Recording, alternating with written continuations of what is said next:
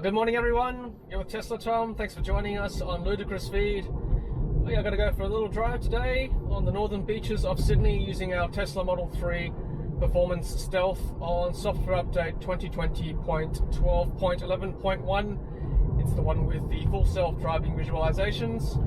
Currently on the Wakehurst Parkway going northbound, and very shortly I'm going to engage Autopilot and I'm going to drive all the way to Palm Beach and I'll point out anything interesting to you guys. Alright, enjoy!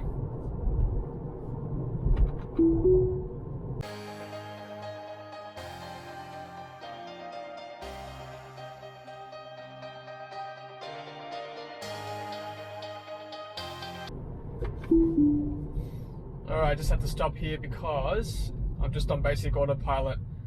And in Australia, the car doesn't react to traffic lights just yet. If you're the first car, if you're the second or subsequent cars, it'll stop because there's a car in front of you. But if you're coming to a red light, you just got to disengage autopilot, or you're going to run the red, or worse, hit another car, or another car hit you, and we don't want that at all.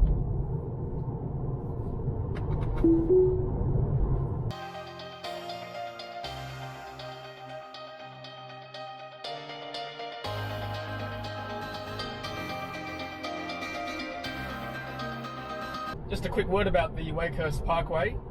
It's kind of a shortcut between the French's Forest area and I guess Narrabeen on the north side, and it's notoriously a dangerous road. Had many accidents and fatalities on this road just because there's a lot of blind corners and it's not very well lit at night either.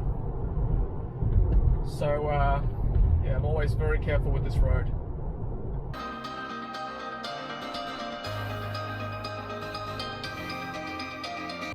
So just a quick difference between basic autopilot and navigate and on autopilot. So basic autopilot is essentially glorified cruise control. It follows the speed for you, it keeps the lane for you, tries to drive in the middle of the road or middle of the lane, and it's got traffic aware cruise control, so it's following the car ahead of you as well. Whereas navigate on autopilot, which is the more advanced feature, it's only available in certain roads currently in Australia, usually highways and freeways. It's basically the car taking you where you want to go. So it'll make decisions for you with regards to lane changes and exits, theoretically. And I'm just currently on basic autopilot. As you can see, there's two blue tram tracks on the screen there. Whereas with navigate, it would be one blue line on the screen here.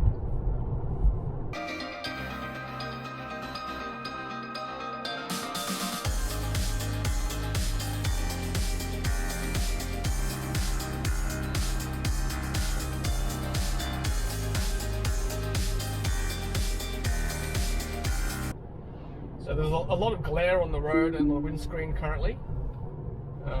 Just autopilot, just disengage for a second. So always hands on the wheel, very vigilant because I'm just very wary of the glare and the shadows. But it seems to be coping reasonably well so far.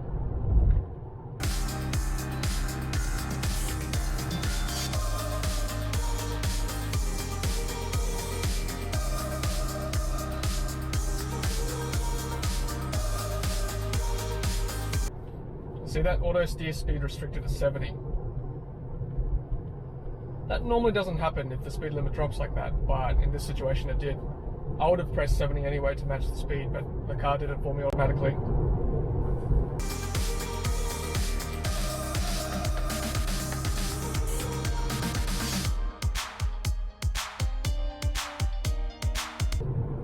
Okay, I'm going to lane change. Now take the Pittwater Road ramp on the left. It's nice, the car did that for me nicely. Okay, we are going to go left, but because I'm not the first car at the traffic light, I will let autopilot go for now.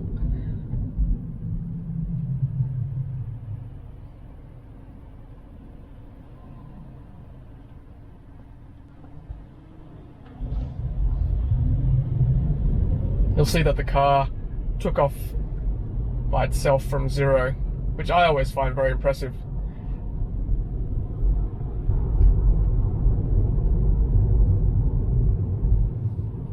Just going to hang onto the wheel because it's very confused. Just lane change now. Oop, I'm going to stop there. I just took off autopilot.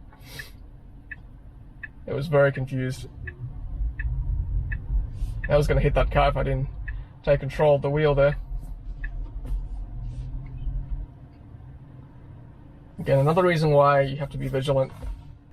Okay, but now that we're back on this lane, once I get into the lane fully, I will engage autopilot again, and it's really helpful for city traffic, as you'll see. You'll follow the cars ahead of you in stop-start traffic.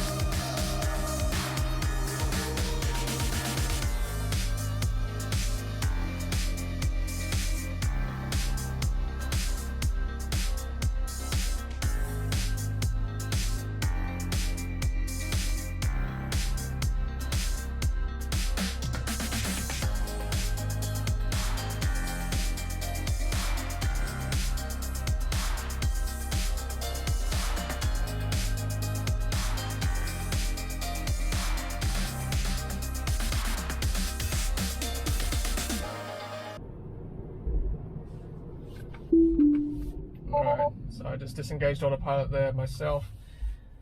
Because that car beat the red, so I would have been the first car at the light, and that's quite dangerous. As I said, it doesn't react to traffic lights just yet. So here I am, first car. Well, since I've stopped, I might as well give you some insight into this update. So full self-driving visualizations is exactly that. You can see traffic lights there.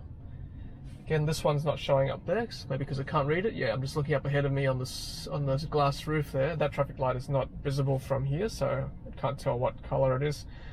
But the other lights you can see, it's all red and it does match real life. I've said this a few times on other videos, but these lights are single row, whereas the ones ahead are double row. So that's something that's got to be taken care of for future updates when it's double row like that, because there's two instructions there which need to be sorted out.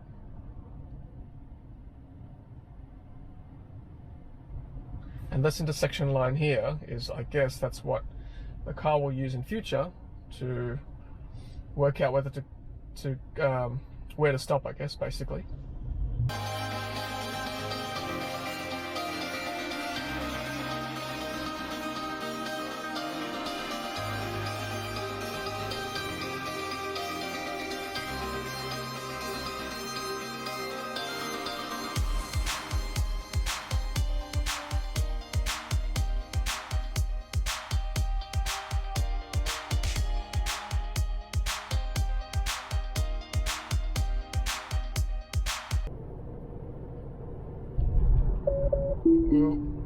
Yep. Had a feeling it would do that. It's always a bit tricky around intersections. Just loses sight of the lane markings, so can't quite predict where it should go, which is why never trust autopilot just yet.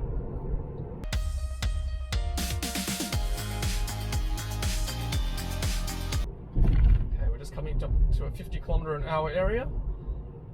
High traffic, high pedestrian traffic, a lot of shadow, a lot of glare, just coming through. I think this is Newport here, so just got my hands on the wheel because even I have trouble seeing through all the shadow and the glare.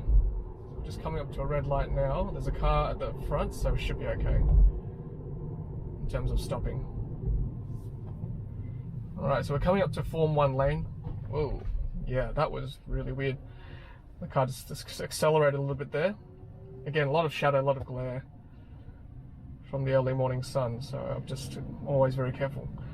Okay, so we're just coming up to the lane finishing now, so I'm just going to change lanes. Yeah, I've just disengaged there. Way too tricky. That's an edge case right there. That lane ended quite sharply and the car was tailing behind. Didn't give me much opportunity to merge automatically with lane change, so I just took it off. Not keen to meet an accident. Okay, back in autopilot.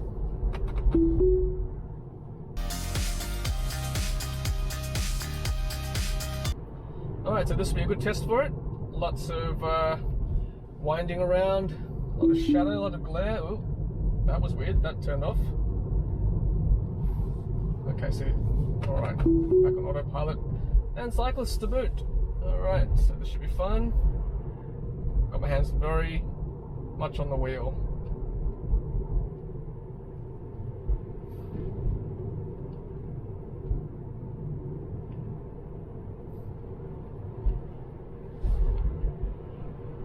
What's good too is that it's not careening ahead at 60, it's driving appropriately.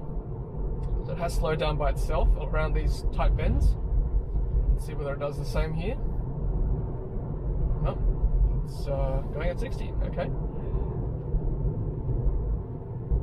It's telling us to go at 35. Wow. Okay, it's slowing down by itself. Ooh, no, okay, disengaged by itself. Not happy, doesn't like the bends. No.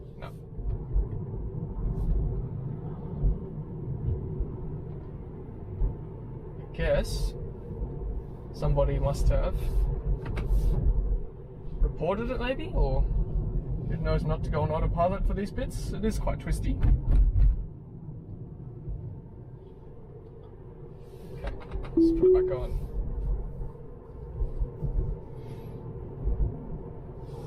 In 300 meters, enter the roundabout and take the third exit. Okay, there's a roundabout coming up, and we know that autopilot doesn't do well on roundabouts. I'm probably going to be very hesitant to use it.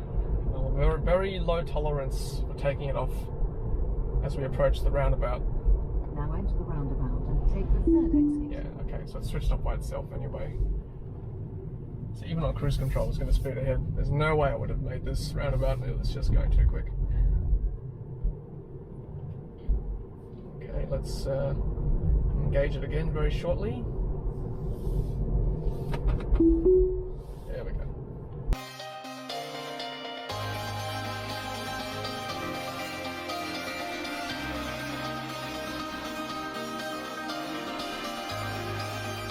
Alright, which lane will it choose? Alright, it's going to choose this one. Alright, disengage autopilot. So I can switch up by myself. Okay.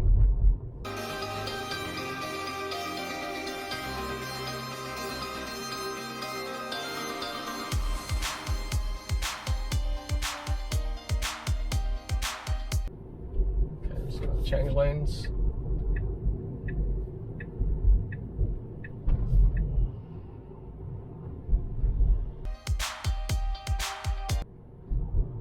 Okay, I'm just going to stop here.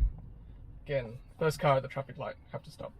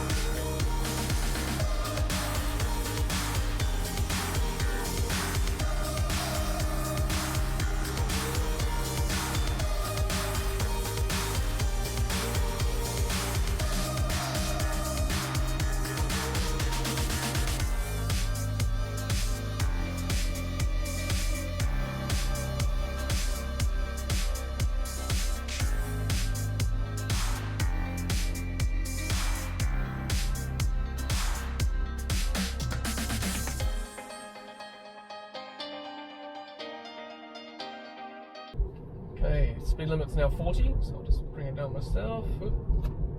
Oh, it's going through the speed hump. Not too bad, but I think that's because the car ahead of me was also very slow.